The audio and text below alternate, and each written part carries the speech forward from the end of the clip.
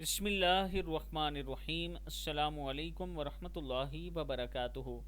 عشاء کے بعد کی دعائیں۔ نبی اکرم صلی اللہ علیہ وآلہ وسلم جب نماز عشاء کے بعد سونے کا ارادہ فرماتے تو دائیں ہاتھ یعنی دائیں ہتھیلی کو اپنے رخسار کے نیچے رکھتے اور پھر یہ الفاظ کہتے: بسم اللہ الرحمن الرحیم، اللہم قنی عذابک یوم تبعث عبادک، اللہم اللہم قنی، قاف زیر کی نون زیر یعنی ہے، قنی عذابک، عذابک، عذابک یوم تبعث عبادک، یوم تبعث عبادک، اللہم قنی عذابک یوم تبعث